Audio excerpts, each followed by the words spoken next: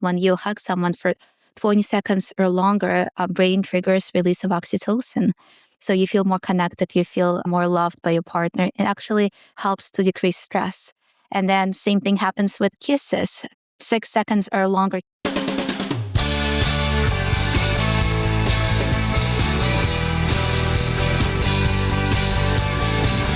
Hi everyone, I'm Barbara, and this is Age Better. Before we dive in, if this show helps you, please share it with a friend, follow wherever you listen, and subscribe to my free Substack newsletter, The Age Better Cheat Sheet. It all helps more women find this information. Today's conversation is one I suspect a lot of you have been waiting for, even if you've not brought it up at the dinner table. We talk constantly on this show about strong bones, strong muscles, strong hearts, strong brains. But today we're talking about strong connection, intimacy, desire, and what happens to all of it in relationships that have lasted decades, or even in brand new relationships that begin at 65, 70, and beyond. My guest is Dr. Anna Elton, licensed marriage and family therapist, a certified sex therapist, and a clinical sexologist. Her work has been featured on PBS, ABC, and NBC. She writes for Psychology Today, and her new book, The Formula of Desire, What Brings Us Together and Drives Us Apart and the Science of Connection, comes out this week. And I'm so excited. It was a fabulous book. At the heart of the book is something she calls the relational desire formula, a framework that treats desire not as a spark that fades, but as a signal of relationship health you can actually track and change. Okay, everyone, get ready to age better.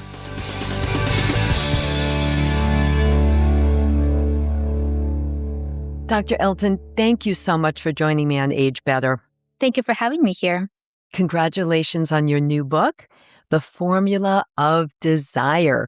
And let me read the subtitle, What Brings Us Together and Drives Us Apart and the Science of Connection. Connection is so, so important. With my podcasts and with a lot of what I do, I really tend to focus a little bit more often on the physical, like how to maintain your bone health and your muscle strength so that you don't become frail and you age well. But it's so important to focus on connection with other people, connection with your partner, connection with your family members. This was really very timely. And so really, so many books, so many studies, so many interviews about desire really focus more on like 30-year-olds, 40-year, that age group, usually focusing on exhausted parents. I'm in a whole different stage of life, as is my audience. So your frameworks that you put forth in your book are not specifically written for this age group, for my audience, but they do apply. Talk to us about that. I work with a lot of couples. I'm a licensed marriage and family therapist, clinical sexologist. My research and my experience from a lot of different places. So what I've been noticing more and more that I have more and more older couples coming in to support. And usually the first reason why couples join therapy is to work on communication. But as we continue working and they become comfortable, desire, intimacy, emotional connection always comes up. And that's where I applied all my research and techniques from the book, The Formula of Desire, with my clients who are in their 60s, 70s, and sometimes even early 80s. Because it can be very tricky when you've been in a relationship for decades, sometimes 40 years, maybe even 50 years, and to really keep it alive and to keep it fresh and to keep it from going stale. Let's talk about something that you call like redirecting desire, right? So when you're younger, maybe you don't even realize it, but you might be redirecting your desire towards other things like work or fantasy or possibly even other people, meaning affairs.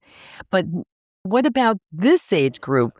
What about when work ends? Like a lot of people in this age group are retiring and doing other things. I'm not saying they're doing nothing, but they may not have that kind of direction. And the kids have left home, we're assuming, at this age. And so there's a space.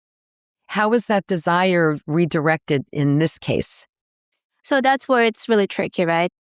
When you're going through the motions, going through life, you have a purpose, right? You have structure, you have direction. And even if your desire is redirected away from your partner and other things, I mean, the whole goal is to bring desire back in this relationship on your partner. But then when you get older, sometimes you can be confused. You don't know what's next. Some people go through the periods of depression because they really simply don't know like what's going on and how do they bring that desire back. And again, desire, it's not just sexual, right? It's desire and purpose. What are you looking for? What are you striving for? And I think it's important to take a step back and if you're single, figure out like what are the next steps for yourself? What's important for yourself? Where can you redirect your desire to, right? Do you want to do something that you always wanted to do when you were younger? You just simply didn't have time. Is there anything else or something you never tried and you want to try this thing and become better at?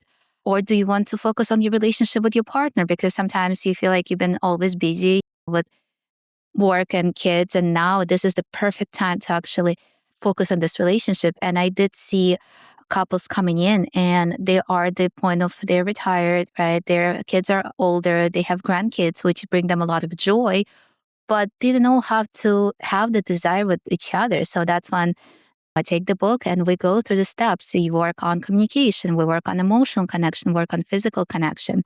And one of the things that I tell my couples who are older, same as younger, try this fun little exercise, A through Z date nights. So when you take the alphabet and you think of different things that you would like to do with your partner, activity-based. It can be small or big, but it needs to be an activity that brings that novelty and desire back into your relationship. And it could be simple as A could be arcade night, right? You can go to Dave's and Buster's, right? You can be art gallery. It could be axe throwing. B could be beach walk, right? It's nice out. You can go for a walk. Maybe you haven't done it in a long time. The message I'm getting from that is to like find a little fun, something that brings you both joy or you really enjoy or you really think is fun, or maybe even something that you've never done before together as a couple, like that. Yeah, absolutely. I think it's important to keep doing things. And when I'm thinking about one specific couple I worked with, and again, they were in their late 70s, 76, 78, and then they've been together for a long time. So they just didn't know how to reconnect again. And when they first came, it was a lot of heaviness in sessions, right? A lot of disconnect. But then as they worked through and then they started doing those dates, they actually came in smiling. They said like, okay, we're ready for next. And I talked about physical touch and the importance of oxytocin, love and bonding hormone, that when you hug someone for 20 seconds or longer, our brain triggers release of oxytocin. So you feel more connected, you feel more loved by your partner. It actually helps to decrease stress. And then same thing happens with kisses. 6 seconds or longer kisses, that's the same thing. We're on this theme about people who've been together for a long time. So very often, and I've heard this myself from friends and people who are following me on social media, they can eventually start to feel like they're roommates with their spouse. Very often younger people, they're feeling like roommates because they have children, let's say, and they're just not getting together. They don't have the intimacy. Maybe they're not having the sexual experience as much as they used to before kids. And so this roommate feeling does kind of come into play. But now we're talking about something that's like the opposite. There are no kids. And in fact, as we mentioned before, some people in this age group might be retiring. And so they might be together possibly 24 hours a day, more time than they ever were before. And that could start to create a problem or a challenge, right? And create like a roommate situation. Absolutely. And this is really interesting because I feel like when you spend too much time together, first of all, you think we'll find time to connect, but you still need to be intentional because connection and quality time are two different things, right? Maybe one person is saying connection for me, quality time for me means we're just in the same room at the same time doing our own thing and it's more than enough for me. Or another person would say like, oh, no, this is not connection. This is not quality time. We need to do something more intentional together. We need to talk. We need to touch. We need to do new experiences together. That's the connection. That's quality time for me. So first of all, I think you need to identify what is that quality time and connection means to you. And from there, you can make a plan. Also, you need to be intentional. when you're talking about chores, logistics versus when you talk about more deeper stuff, when you actually still want to be curious about your partner. I know if you spend 50 years with your partner, you think that you know everything and there's nothing else to learn. But try to be curious. Maybe there's something that you're missing in your partner. I mean, I've been with my husband for 25 years and he's still learning new things about me and learning new things about him. And sometimes he tries to make assumptions. I was like, no, don't make assumptions. Ask me. Be curious. Another part is like if you spend too much time together, right? Maybe you're too codependent, right? Maybe you're too enmeshed. So it's important to also fulfill your individual persona, which I talk in my book about. There are three personas: individual persona, couples persona, and family persona. So when your individual persona is not fulfilled, it can cause anxiety, depression, it can spill into your own mental health, your relationship. So it's important to find your own social groups, your hobbies, the things that you would like to do by yourself, so you can come back to your partner and share about it and be excited. Yes, you do talk about those three selves in great detail in your book.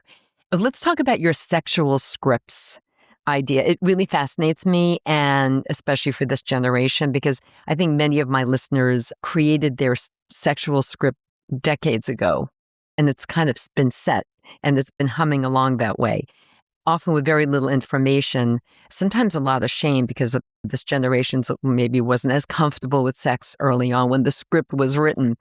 So what does rewriting a script that's maybe decades old look like? Well, I think it's again going back to curiosity, right? You want to be curious what you like, what you enjoy, what would like to try, and also share it with your partner. And sometimes it takes a lot of courage to actually be able to have this conversation because couples struggle to communicate as is, but then now think about talking about sex, right? You can spend many, many years with this person, but you still can feel uncomfortable talking about sex. I have couples coming in and then they know that I'm a sex therapist, right? They know that they can talk to me about it. Sometimes they giggle, they blush, right? They don't know how to say it. And then they say like, oh, too much information. And then their partner reminds them like, well, she's a sex therapist. I was like, yes, you can continue saying like what you need to say. So sometimes they need a third person mediator to help them have the communication.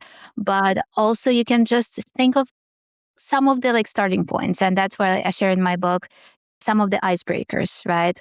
What are some of the ways, likes, dislikes? Or maybe you can, even if you're really, really shy, maybe write different fantasies on a piece of paper and put them in a drawer. It's the fantasy drawer. And then just take it out of that box and talk about it. You don't have to act on that, but you can talk about it. And that can spark the conversation, that can spark some desire. It can actually do a lot of legwork as is, just imagining and fantasizing without even acting in it. It's all about communication, like you've been saying. It Absolutely. really, I think it all starts right there. I mean, communicating what you want and don't want, and your partner as well. And I have found from talking to thousands of women in this age group over the last 15 years that I've been focusing on healthy aging and positive aging, is that they're more comfortable as they get older having these conversations. We would think it would be the same, but no, I think that they've grown, that they've become more emboldened by seeing all the discussion around menopause now that was never out there before, and about our sexuality. I just think I do see a change happening, which is really very good. But let's just like segue now to the physical. I mean, right now, what you were just talking about is more of the mental, the emotional part, but the physical reality is that many women will have physical challenges as they get older that can impede their enjoyment of sexual intercourse. And that's vaginal dryness due to menopause, drops in estrogen. We know all about that. I've had many experts on talking about that. And the good news is there are solutions. That's the good news. So I always encourage everyone, please do not suffer. No woman needs to suffer, not in this day and age. So does the physical have to be addressed if there are some pain issues, discomfort issues, or some issues with men, of course? Men could be on a medication that could cause some issues for them sexually. This is just a reality. So do those physical things need to be addressed, in your opinion, first before the relational aspect should be, or can it be done together? Well, you need to figure out what's going on. And then you need to communicate to your partner, this is what's happening for me, this is what I need from you, or this is what I would do. Some things you can just, like, if you use lube, you just get the lube, right? And then you can let your partner know, like, hey, I'll be using lube, but you don't have to. There's something like, if you experience pain, right? We don't want you to suffer and go through pain, right? Say like, hey, maybe this position is working for me, this position is not working for me, let's try something else. But it's, again, it's going back to the connection, communication of like what's working, what's not working. Yeah.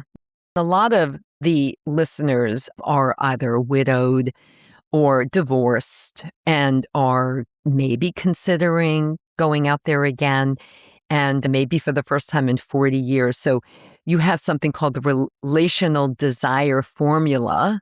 And how does that work in reverse? Like, can it help someone evaluate a new relationship for someone who's in their 60s, for example? Sure. So the whole idea for the relational desire score formula and score that I developed was to get a credit score for your relationship, right? The health of your relationship. And when you can take the test when you first meet someone, I'm assuming, right, that your score will be pretty high because you're still in that liminal stage. You're putting a lot of work into this relationship. The partner's putting a lot of work. So, and then again, like if the score is pretty low from the start point, I don't think it would last, right? So it's pretty straightforward, but at least you know what's your starting point. Because when you think of the relationship satisfaction, it's a U shape. If you start here and then if you hit the stagnation, and I feel like every single relationship at some point can hit stagnation period, totally normal. It's just to know how to get out of that place, right? So at least you would know where you started and then where you can aim for if things are not going well. Yeah, I think it was a wonderful, wonderful test. I was really fascinated by it. And again, the formula of desire, everyone, and there will be links in the show notes, of course, to get more information about the book and possibly even buy the book. But it is fascinating. And you can take the test, everyone, yourself, just to see where you are, even if it's with your existing relationship, to see where you are and what you need to work on, maybe. And then also if you're starting a new one, as Dr. Elton just said. And it's important to also compare the scores, because what I definitely seen when partners would come in and they could be in two different places in a relationship, right? So there are 5 tiers and one person can be scoring really high. Tier 5 is good. Tier 1 is not good, right? So one person could be scoring somewhere in like tier 4 or 5 and saying like, yeah, relationship is great. But the thing is, like, that person's needs are met. But then their partner, their spouse could be scoring pretty low. They could be in 3 or 2. So that mismatch in score shows me that this person is unhappy in a relationship. And also shows me that person can potentially start quitting the relationship. So that's why the score was developed, because from recent research from 2025, what researchers found was preterminal to terminal stage of the relationship. When the person reaches the breaking point, it takes about 6 months to 2.3 years. And then if one person is fully checked out, it's really hard to bring them back into a relationship. So if you catch the person earlier, you can always improve their score so they're on the same page. And also when you take a test, it gives you a chance to talk about every single thing and say like, hey, why this one is so low? Like, what can I do to fulfill that? And actually, it was on a podcast a couple of months ago. And then the interviewer, he's older. He's been with his wife for 35 years. And he took a test right before, like a day before we had the podcast. And then he said that was so interesting. Something that we would think it would take us 5 minutes took us 4 hours, because test only took 5 minutes. But then they end up talking for 4 hours about their relationship. And then they actually learned a lot about each other and the needs in those 4 hours that they haven't addressed or brought up because they just didn't know how. Yeah, it's wonderful. I haven't yet done it with my husband, but I will. And then I'll get back to you. Absolutely. So is there something that is like a grief-shaped desire? I mean, I've had women tell me that if they've either been divorced or lost a husband more often, that they don't want to have desire. They don't want to start a new relationship. They feel guilty. And when they're filled with grief and they feel guilty if they want to maybe consider it, Mhm. what do you say to them? Well, it's a tough one, right? Because then again, so I lost my dad almost 8 years ago. And then I know my mom told me the conversations that they had before he was sick and he was in hospice. And he told her, like, hey, listen, please, I want you to be happy and don't think that you will be cheating on me if like you meet someone else. I want you to meet someone else. So please do that, right? And again, my parents been together for 35 years. For my mom, it was only relationship, right? So it was really tough. Go from being with my dad, being that couple to being single. So, and then she also retired at the same time and there was COVID, right? So there's a lot of changes. And for her, she wanted to maybe potentially meet someone, but not really because she was worried about it. And it took her a while. It took her a few years to even be open. She started going to salsa nights on Wednesdays. And that helped her to feel more alive. And she started getting attention. And then she's like, wow, but I still feel bad. Then again, like if you meet someone, if you talk to someone, it's companionship. It doesn't need to be anything physical. You can just have a friend, right? And see where it takes you. So I think it's a process. But it's definitely really scary to go into dating again. But maybe you start with something that you do for yourself. Thank you for that. And I'm very happy to hear that your mom is finding some aspects of a new life. That was very encouraging. So, your intensity versus intimacy distinction. Chaos feels like passion. Healthy love feels boring. I'd argue women over 60 finally have nervous systems calm enough to appreciate intimacy. Do you think then, is getting older actually possibly an advantage in that respect? Well, sure, it could be. But I've been working with a lot of people with trauma. And then even if they're getting older, unfortunately, sometimes anxiety can increase, certain fears can increase, and it can intensify. But it really depends. Some people, they feel calmer. They feel like, well, I have nothing else to lose. So I feel totally fine. So it really depends on the person and their own journey. Yeah. And Dr. Elton, this was an incredible conversation. I am so happy for you. This was a great book that you wrote for all of us, The Formula of Desire. And everyone, there will be a link in the show notes. So check that out. And also other information about Dr. Elton.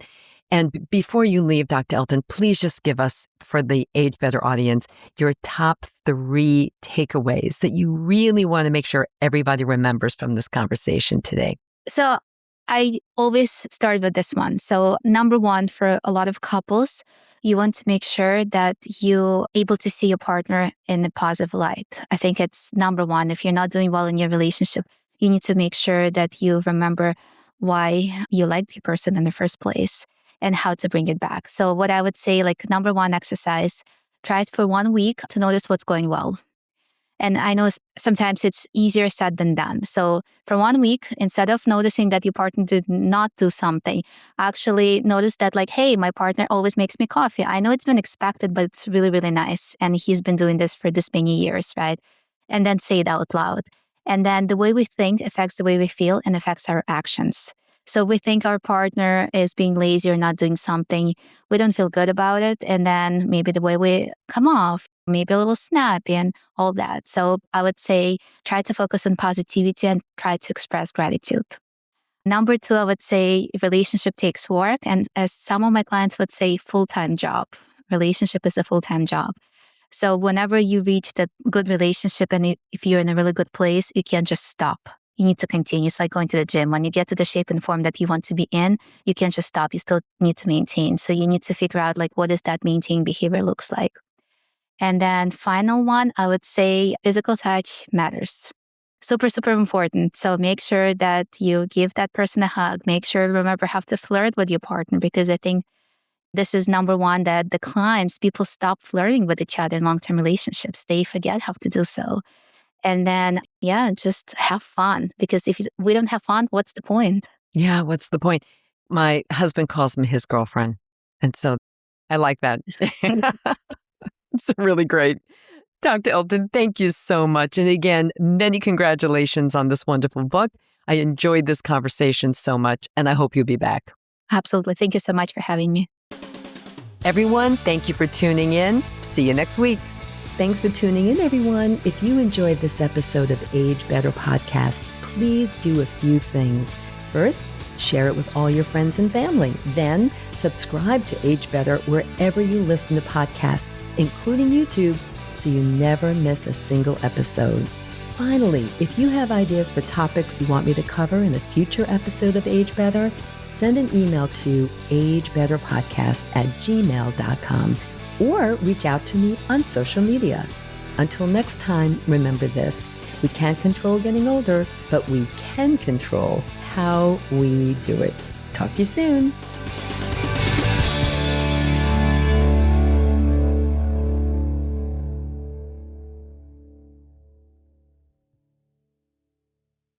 Age Better Podcast is a proud member of the Sound Advice Network. Sound Advice, women's voices amplified.